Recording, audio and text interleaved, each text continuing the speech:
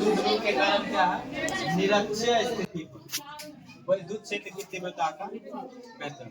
सबसे पहले जो हम एक वैद्युत द्विध्रुव मान लिए हैं, ठीक ना, ए और बी क्या है, एक वैद्युत दो ध्रुव है जिनके बीच की दूरी ओ से ए तक की दूरी कितना एल और ओ से बी तक की दूरी एल।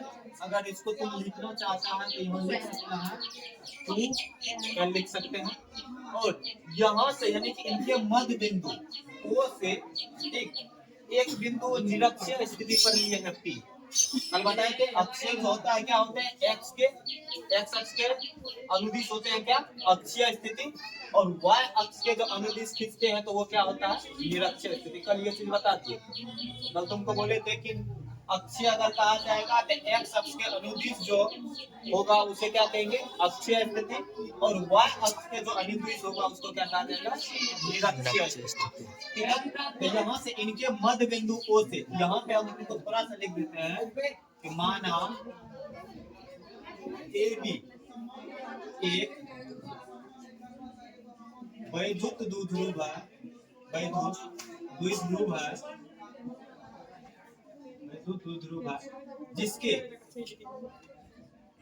मध्य बिंदु ओ से कितना आर दूरी पर। अब यहाँ पे देखो, यहाँ पे ओ है और यहाँ से आर दूरी, ओ से आर दूरी निरक्षीय स्थिति पर, आर दूरी निरक्षीय स्थिति पर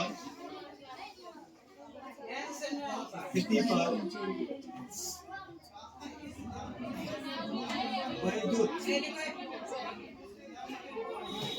क्षेत्र की तीव्रता व्यंजक ज्ञात करें। अब देखो, इनसे ओ से जो है आर दूरी पर निरक्षीय स्थिति यानी कि वाई अक्ष के अनुदिश एक बिंदु हम लिए हैं, निरक्षीय स्थिति यहाँ पे लिख देना है बिंदु क्या है, पी पर वैद्युत क्षेत्र की तीव्रता का क्या करना है, व्यंजक ज्ञात करना। निरक्षीय स्थिति क्या है, बिंदु पी लिए हुए, ठीक ना। अब देखो यहाँ से पहले एक चीज देखो, इस फिगर में हम एक चीज हमको दिख रहा है, क्या दिख रहा है कि इसमें जो है दो समकोण त्रिभुज का निर्माण हो रहा है। एक कौन है, पी ए और ओ है वन, और दूसरा समकोण त्रिभुज कौन है, पी और बी है।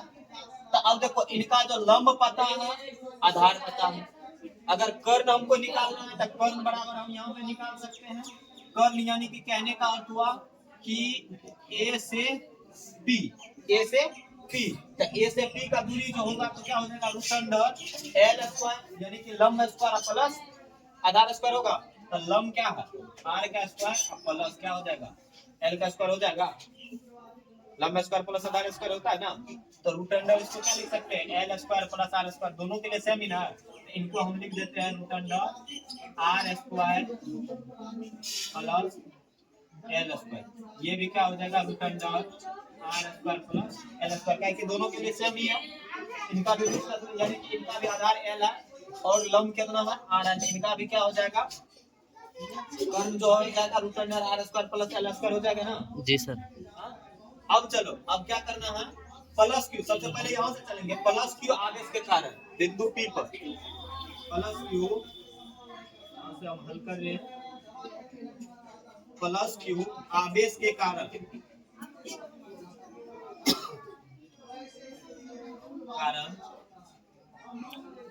बिंदु पी पर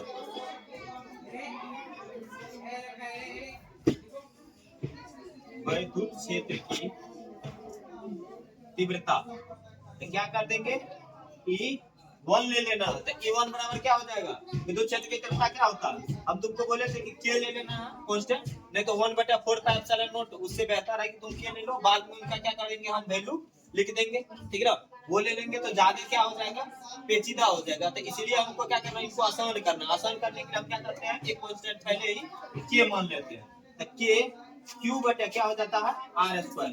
तो E1 बराबर हो जाएगा तुम्हारा K क्यू बटे आर का। अब देखो आर यहाँ से यहाँ तक का बीच का दूरी आर हुआ ना, यहाँ से यहाँ तक का नहीं ना, क्या हम क्या ले रहे हैं, प्लस Q से P तक का ना, प्लस Q से P तक का ना, तो बीच का दूरी इसके लिए ये ना हुआ।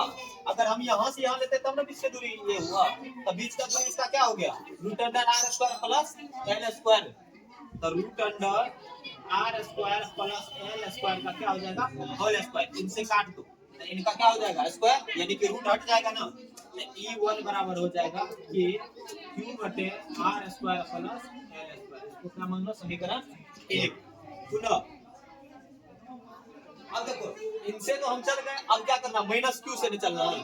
तब माइनस क्यू आवेश के कारण बिंदु P पर वैद्युत क्षेत्र की तीव्रता। वैद्युत क्षेत्र की तीव्रता यहाँ पे क्या मान लेंगे, हमको क्या मान लेंगे, E2 मान लेंगे ना। तो E2 बराबर, इनका भी फॉर्मूला वही होगा कि Q बटे का आर स्क्वायर। E2 बराबर क्या हो जाएगा कि Q बटे आर का मान इसका भी कितना हो जाएगा, root under are square plus L square का होल स्क्वायर हो जाएगा। होल स्क्वायर से क्या हो जाएगा, रूट हट जाएगा ना। E2 बराबर के Q बटे आर स्क्वायर प्लस क्या हो जाएगा, एल स्क्वायर। समीकरण हम इसको क्या मान सकते हैं, 2 मान सकते हैं ना। अब परिणामी के लिए तुम क्या करो, E1 प्लस E2 करो, या फिर परिणामी के लिए समीकरण 1 जोड़ समीकरण 2 कर सकते हैं। जो तुमको आसान हो रहा है, सुविधा हो रहा है, वो क्या कर सकते हैं, हम आराम से कर सकते हैं ना। परिणामी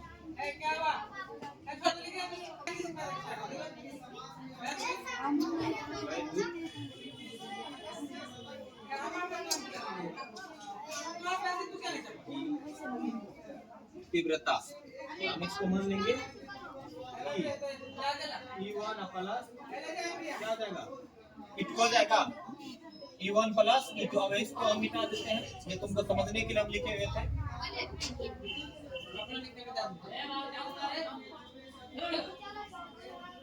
अब परिणामी के लिए E बराबर क्या हो जाएगा, E1 E2।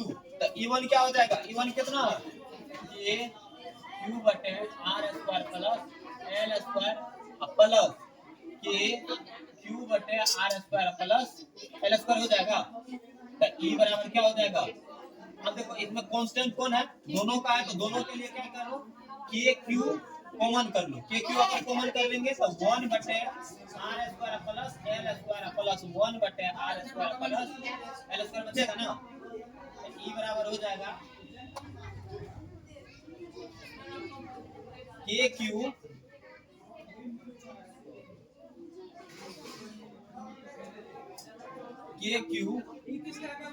Are square plus L square LCM हो जाएगा 1 प्लस क्या हो जाएगा, 1 करके आर स्क्वायर सेम ही है। डिवाइडेड करेंगे तो एक बार में कटेगा, कटेगा ना। एक से अगर करेंगे तो एक में एक से गुना करेंगे तो एक होगा, फिर एक में एक से गुना करेंगे तो एक होगा, तो एक गुना एक करेंगे तो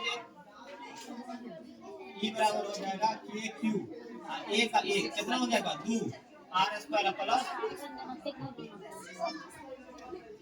एल स्क्वायर। तो परिणामी का कोस थीटा छूट गया, यहाँ पे हो जाएगा हम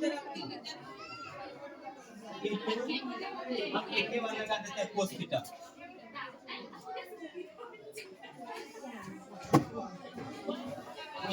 यहाँ पे लिखा हुआ E1 cos theta E2 cos theta.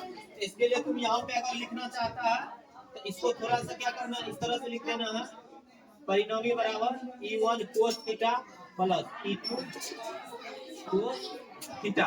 इसी को लिख सकते हैं E1 plus E2 cos theta लिख सकते हैं ना,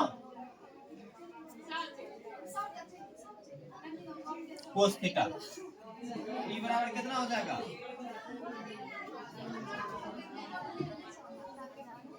के क्यू बटे R square plus L square. अब देखो कोस थीटा है ना, नहीं, अब देखो यहाँ पे कोस थीटा है तो यहाँ पे क्या हो जाएगा, कोस थीटा बराबर फॉर्मूला क्या होता है, कोस थीटा बराबर लंब बटे आधार बटे लंब ना। तो आधार इसका क्या है, इनका आधार क्या है,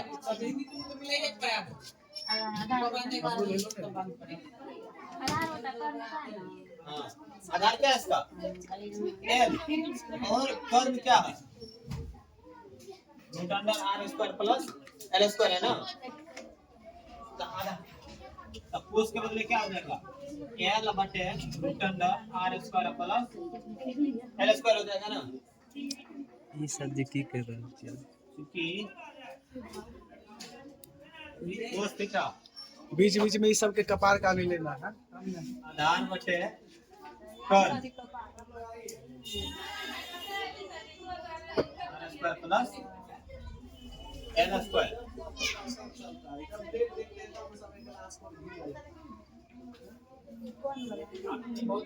ये इसको क्या कर सकते हैं? 2 गुना एल कर सकते हैं मेरे 2 गुना एल। अब देखो इसको क्या करो R square plus L square into अब इनका न है को तो पावर कितना? 1। अब रूट का पावर अगर हटाते हैं ना तो रूट को जब हटाते हैं तो R square plus L square इसका पावर कितना होता है? 1/2 हो जाएगा ना। क्या कि रूट का जैसे पावर घटाते हैं तो उसके पावर क्या हो जाता है? 1/2 हो जाता है। ई बराबर क्या हो जाएगा? कि क्यू गुना 2l इसको लिख सकते हैं क्यू गुना 2l बटे a पे पावर m गुना a पे पावर m। तो a पे पावर m प्लस n ना तो 1 प्लस 1/2 का कितना हो जाएगा? r square plus l square का पावर कितने हो जाएगा? 3/2 हो जाएगा। नहीं होगा ताकि a का जोड़ 1/2 करेंगे तो 2 का 2 प्लस 1/2 3 कितना हो जाएगा? 3/2 होगा ना। तो कितना लिखे हैं? 3/2 ही ना लिखे हैं। तो a के power m Guna a power n बराबर a power n plus n ना लिखे हैं a power n plus n। तो e बराबर अब देखो चूंकि p वेक्टर बराबर हो जाता है q गुना 12 भाई दूर गुना होता है ना। तब इसके बदले क्या लिख लेंगे? p vector a p vector बटे r square plus l square का पावर 3/2। अब जब स्थिति क्या करे? जब r बहुत बड़ा कर दे किनसे? l से यानी कि निरक्षर स्थिति में अब क्या करें? इस बिंदु को क्या कर दे कि y अक्ष के अनुदिश बहुत दूरी ले के चल जाए। जब मान सकते हैं कि अनंत दूरी पे लेके चल जाए तो तब उसके लिए क्या l कोई वैल्यू रहेगा? l का कोई वैल्यू रहेगा? उसको हम क्या कर सकते हैं? अनदेखा कर सकते हैं ना। यानी कि मान लिया जाए कि 5 करोड़ का बात करें वहां पे 5 रुपया का बात करें तो 5 करोड़ के सामने 5 रुपया का क्या वैल्यू है? कोई वैल्यू रहेगा? तो वही बात है कि जब r को क्या कर दे बहुत बड़ा कर दे किनसे? l से। तो l को क्या कर सकते हैं? कल भी बताए थे उनको क्या कर सकते हैं? नग्न मान सकते हैं यानी कि नहीं के बराबर उसे मान सकते हैं। तो e बराबर क्या हो जाएगा? k p वेक्टर बटे r स्क्वायर का पावर 3/2 2 से 2 कट जाएगा। तो e बराबर क्या हो जाएगा? k p वेक्टर बटे r क्यूब हो जाएगा। p वेक्टर है इसका वैल्यू यही होता है जहां k बराबर कौन सी है? नियतांक और k का मान 1/4 पाई एप्सिलॉन नॉट। इसी को अब हम लिख सकते हैं e बराबर 1/4 pi epsilon not into p vector बटा r।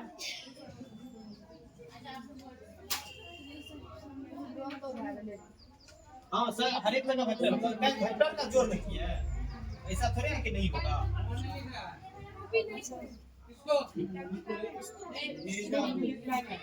ये तो सदिश राशि है।